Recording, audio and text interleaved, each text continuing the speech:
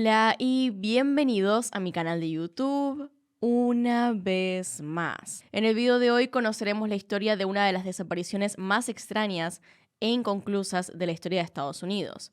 Este caso es popularmente conocido como The Yuba County Five o los 5 de Yuba County. Ahí arriba en la que está en pantalla pueden ver el resto de mis casos. Acá abajo tienen mis redes sociales por si quieren seguirme en alguna de ellas. Y sin nada más que decir, comencemos.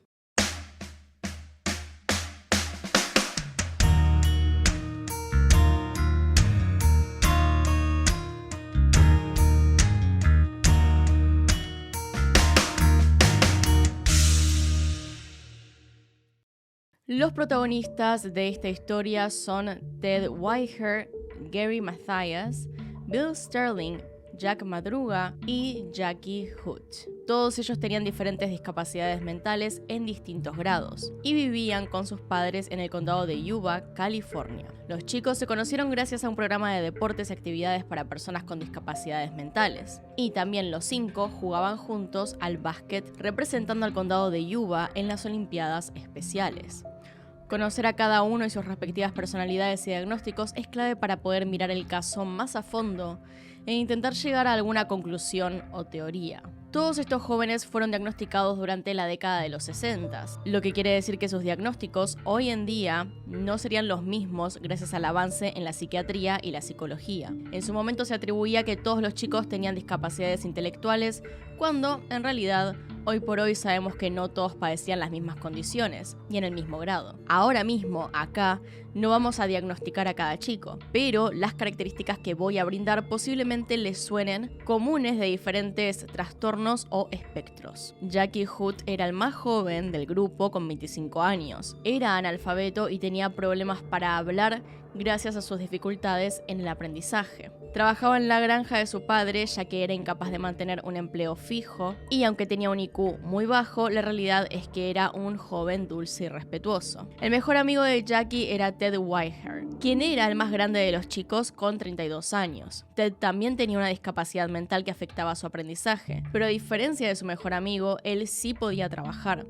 y estuvo un tiempo como conserje en una escuela y en un supermercado. Un dato a destacar de Ted es que su condición afectaba particularmente a su sentido común. Hay varias anécdotas de él que ilustran este hecho. Ted no tenía una licencia de conducir porque a pesar de saber manejar, no podía entender por qué había que frenar cuando el semáforo estaba en rojo. Su familia debía controlar todo su dinero e ingresos, ya que una vez se gastó $100 en lápices sin motivo aparente. Y posiblemente la más relevante de todas estas historias, para este caso, es que una noche el techo de su casa estaba incendiándose y sus padres tuvieron que arrastrarlo de la cama ya que Ted no quería levantarse porque tenía miedo de llegar tarde al trabajo si se desvelaba. O sea, su falta de sentido común podría ser potencialmente peligroso para su integridad física y la de los demás. Encima de esto, Ted tenía miedo de varias cosas, como la oscuridad, los bosques y el fuego, pero nada de esto quita que fuera sumamente protector de su mejor amigo Jackie, a quien seguía a todas partes. Luego tenemos a Jack Madruga, de 30 años de edad.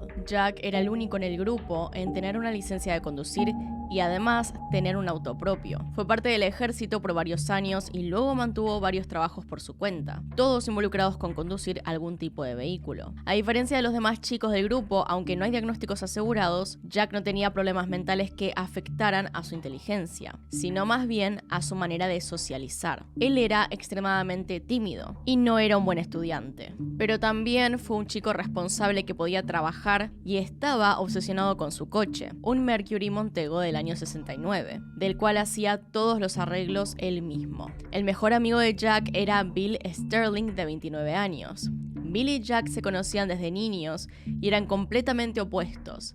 Mientras que Jack era tímido y callado, Bill era energético y le encantaba hablar y socializar en cualquier lugar al que fuera. A diferencia de los demás chicos que tenían dificultades en el aprendizaje, muchos decían que Bill solamente era vago y que tenía que sentarse a estudiar. Él era el único religioso devoto de los chicos y pasaba mucho tiempo en su iglesia. El último integrante de este grupo de amigos se sumó un año antes de la desaparición de los 5. Este hombre de 25 años se llamaba Gary Mathias. De los chicos, él era el único con un diagnóstico de una enfermedad mental, esquizofrenia.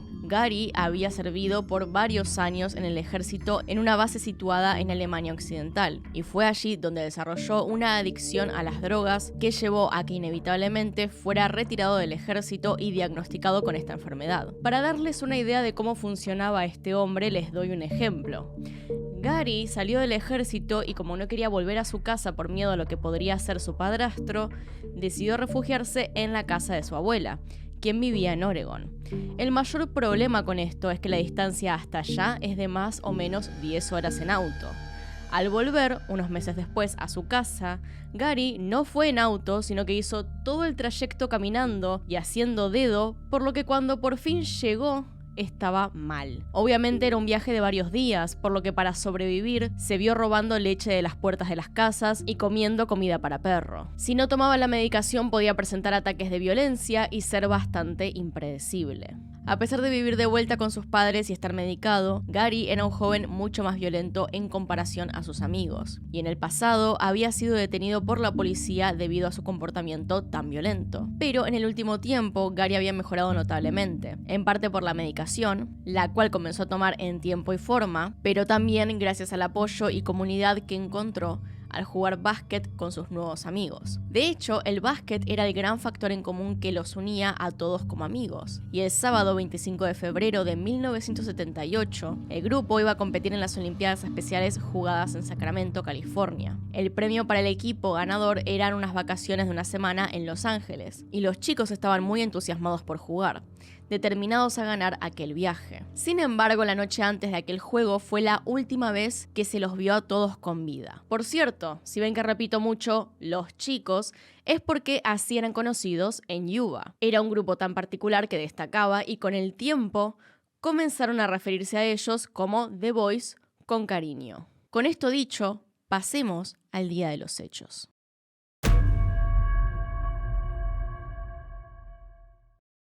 Como ya dije, la pasión que unía a este grupo era el básquet. Y el viernes 24 de febrero de 1978, los muchachos viajaron 80 kilómetros desde Yuba hasta la ciudad de Chico para asistir a un juego de básquet en la Universidad Estatal de California, viajando en el Mercury Montego de Jack. Una vez que finalizó el juego a las 10 de la noche, el grupo pasó por un kiosco para comprar golosinas, gaseosas y chocolatada, para comer y beber en el camino de vuelta a casa.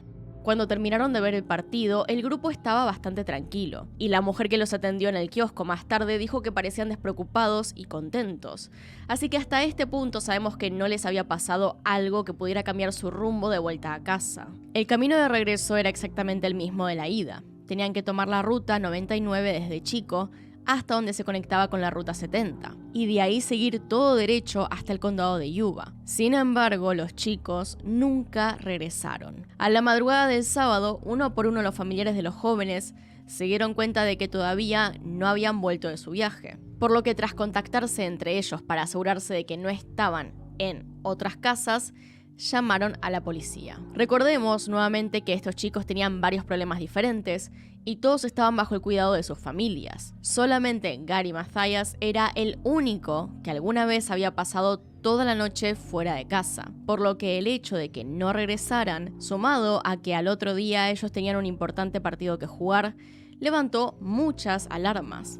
Otro factor clave que alertó a los familiares de que algo andaba mal es que Gary, el único que tomaba medicación entre ellos, no había llevado esa noche sus pastillas consigo, lo cual claramente hubiera hecho si creía que existía la chance de no regresar a su casa. Por lo tanto, podemos decir que no tenían planeado quedarse afuera. 2 días más tarde, el lunes 27, un guardabosque del Parque Nacional de Plumas, en el condado de Plumas, California, reportó a la policía haber hallado el auto de Jack Madruga abandonado en un costado de la ruta sobre la nieve. El guardabosque aseguró que había visto el auto 2 días antes, pero que no lo había reportado ya que creyó que se podía tratar del auto de algún esquiador. Este es otro dato fundamental que tenemos que entender. La zona donde vivían era el norte de California, donde suele nevar en invierno.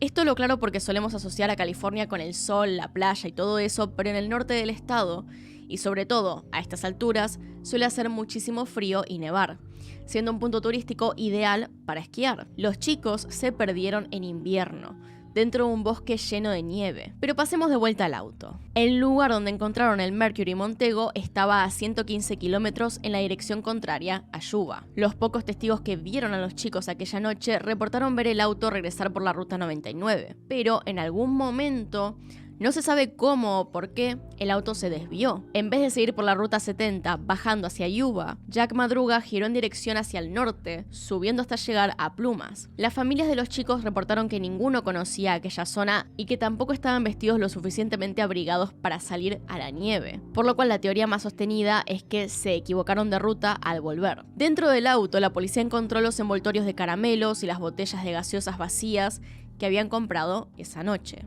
Las llaves no estaban por ninguna parte, pero el vehículo tenía un cuarto de combustible en el tanque, lo suficiente para pegar la vuelta y regresar.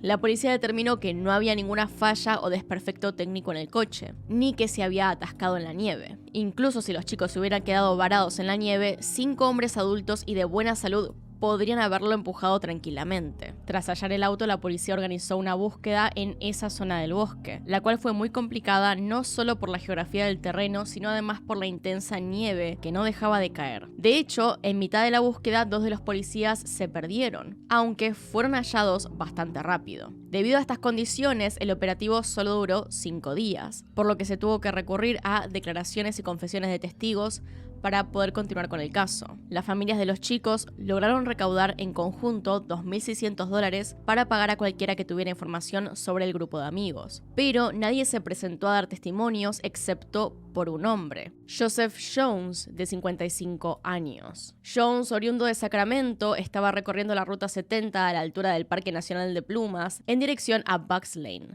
donde tenía una cabaña, cuando su coche quedó varado en la nieve. Mientras intentaba empujarlo, Jones comenzó a sufrir de mucho dolor en el pecho y se refugió dentro del vehículo en espera de ayuda. Esta declaración fue confirmada cuando los médicos aseguraron que Jones había sufrido de un paro cardíaco. Él pasó toda la noche en el vehículo a la espera de ayuda y declaró haber visto alrededor de las 11:30 de la noche a un grupo de 5 hombres junto a una mujer y un bebé parados detrás de las luces de un coche. Jones dijo que salió del auto y les pidió ayuda, pero que lo ignoraron y apagaron las luces cuando lo escucharon gritar. Horas más tarde, vio luces de linternas por las montañas, pero tampoco obtuvo ayuda. Finalmente, cuando se hizo de día, el hombre recuperó fuerzas suficientes para salir del vehículo y caminar al pueblo más cercano. Y en el camino vio el Mercury Montego de Jack, exactamente en el lugar en el que dijo haber visto al grupo de hombres con la mujer y el bebé. Una vez que encontró ayuda y fue hospitalizado, el hombre se enteró de la desaparición de los chicos y declaró ante la policía lo ocurrido. Esta fue y es la única declaración que hubo respecto a esta desaparición, por lo que, si verdaderamente se trataba de los chicos, este hombre fue la última persona en haberlos visto con vida. En los meses que pasaron se especuló mucho con varias teorías, sobre todo teniendo en cuenta los diagnósticos de los chicos, los cuales pasaron a recibir el nombre de los 5 de Yuba County. No hubo rastro o pista alguna de ellos hasta el verano de aquel mismo año, pero los descubrimientos que se hicieron solo crearon más preguntas que respuestas. El 4 de junio de 1978, un grupo de mochileros y motociclistas estaban recorriendo el Parque Nacional de Plumas, cuando encontraron una cabaña de guardabosque abandonada, muy cerca de donde se había encontrado el coche de Jack. Entraron simplemente por curiosidad y allí encontraron el cuerpo sin vida de Ted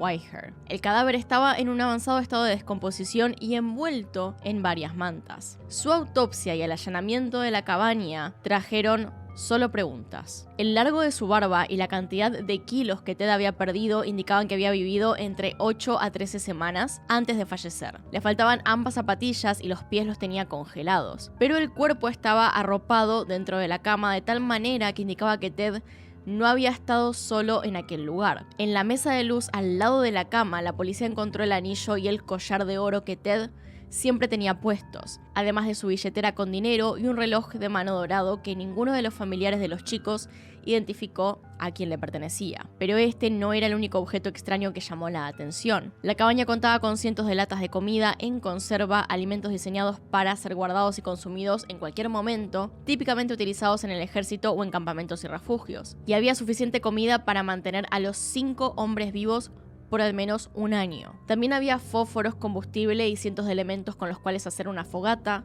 como muebles de madera y libros. De hecho, no solo tenían los insumos para una fogata, sino que la cabaña contaba con una fuente de gas con la que se podía calefaccionar el lugar y cocinar con solamente abrir la llave de paso. Sin embargo, solo algunas pocas latas habían sido abiertas y consumidas, y no había indicios de que en algún momento hubiera armado una fogata o abierto la llave de gas. La policía no podía entender cómo es que tenían todo para sobrevivir y no lo habían utilizado. Pero recordemos que Ted era un chico con muy poco sentido común, lo cual podría explicar su muerte. Pero lo que no se explica es que alguien más, posiblemente el resto del grupo, estuvo en la cabaña con él y tampoco hizo nada para sobrevivir. La policía tenía la teoría de que quienes estuvieron en la cabaña fueron Gary y Jackie. Recordemos que Jackie y Ted eran mejores amigos y se seguían a todas partes. Por otro lado, la policía encontró los zapatos de Gary en la cabaña y posiblemente habría sido él quien le sacó los zapatos a Ted para usarlos en su lugar. Además, el abrelatas que había en la cabaña y se había utilizado para abrir las conservas de comida era un abrelatas militar, típico en campamentos de guerra y que solamente Gary y Jack, quienes estuvieron en el ejército, sabrían usar. Más descubrimientos y preguntas llegaron el día después, el 5 de junio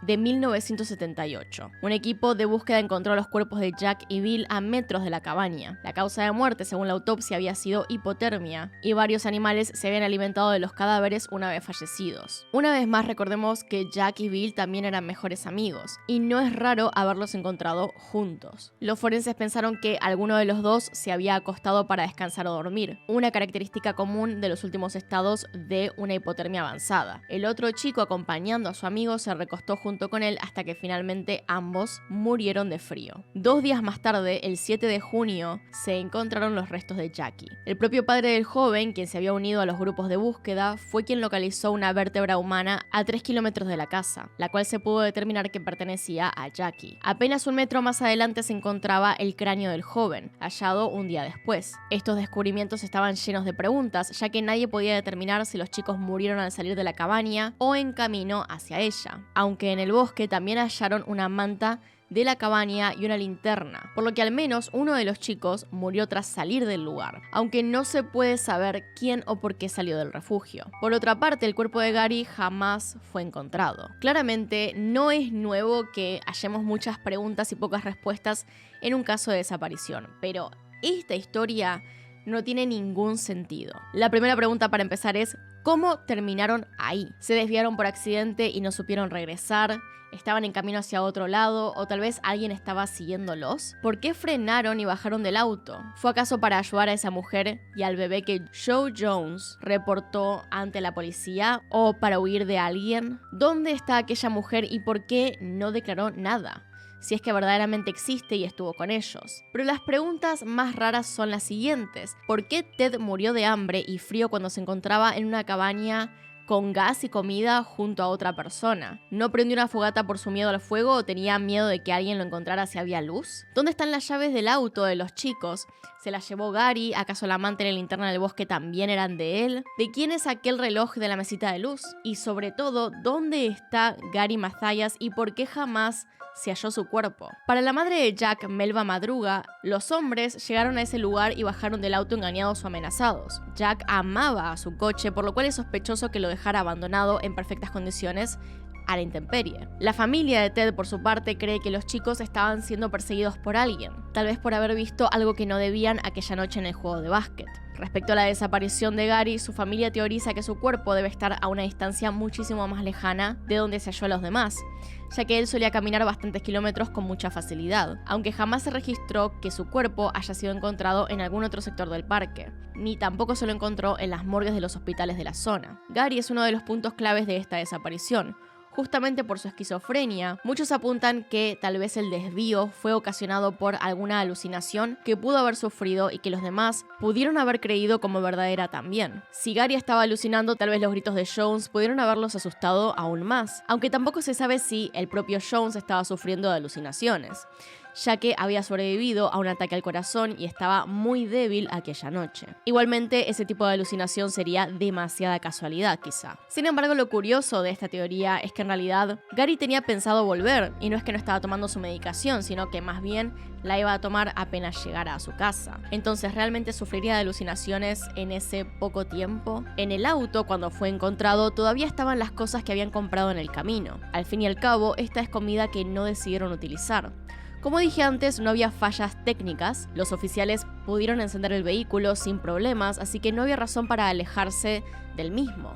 El camino entre sus casas y el juego de básquet tardaba 1 hora en auto. ¿En qué estaban pensando cuando se bajaron y buscaron refugio en el bosque? En realidad tendríamos que comenzar a explicar un poco antes. Les voy a dejar un mapa del camino para que se den una idea de cómo eran las cosas. Ellos estaban en Chico y si bien el camino hasta Yuba es relativamente fácil, tiene una vertiente muy al principio en la cual hay que elegir básicamente si ir a la izquierda o a la derecha. Es una decisión simple, pero si no la tenés clara, te puedes equivocar. Y claro, ustedes imagínense que no es como ahora, que sacás el celular y si tenés señal o el mapa precargado, podés ubicarte. En este caso, no te darías cuenta a dónde te metiste por un largo trecho del camino. Si en aquella salida tomaron el camino equivocado, habrían llegado a un lugar que desconocían, un camino que tampoco era tan fácil de hacer en auto. Y suponemos que se perdieron tomando el camino equivocado porque ninguno de ellos mencionó algún plan de visitar el bosque o ir a ver la nieve, pero además no eran personas muy duchas en el sentido de estar a la intemperie. Como les decía antes, solo uno de ellos pudo mantener tal cual un trabajo. La mayoría no disfrutaba estar al aire libre haciendo actividades y no tenían tampoco mucho instinto de supervivencia. Estaban claramente más emocionados por el partido de básquet del día siguiente, lo que quiere decir que probablemente querían volver a sus casas bastante rápido. Pero es justamente por todo esto que el resultado quizá no sea tan misterioso como se plantea. El auto estaba todavía en condiciones de ser manejado y no estaba trabado del todo. Había rastros alrededor de las ruedas de que alguien había querido hacer algo para destrabarlas del lugar en el que se encontraban. Pero en realidad el auto no estaba atorado. Quizá entre la desesperación, la falta de sentido común y la falta de experiencia, no pudieron hacer mucho para sacar el auto de la nieve y tuvieron que buscar refugio en el bosque. Lo más desconcertante en realidad dentro de todo esto es cómo es que murieron de hambre e hipotermia, habiendo encontrado un buen lugar para pasar la noche. Se estimó que vivieron de 8 a 13 semanas antes de perecer. ¿Qué pasó en el medio? Esa es la gran pregunta que nos deja este caso. Hasta el día de hoy, después de 45 años de la desaparición de los chicos de Yuba County, todavía no se conoce qué ocurrió aquella noche, ni en dónde puede llegar a estar el único hombre de quien jamás se encontró el cuerpo. Así que de momento no tenemos ninguna respuesta. Pero bueno, quiero saber qué opinan ustedes al respecto. ¿Qué piensan que pudo haber pasado? Déjenmelo en los comentarios ahí abajo. Acá están los Patreons y los miembros del canal. Gracias por apoyarme a través de esos medios y sin nada más que decir, acá tienen un video nuevo, acá tienen un video recomendado, se pueden suscribir haciendo clic en mi cara y nos vemos en otro video. Adiós.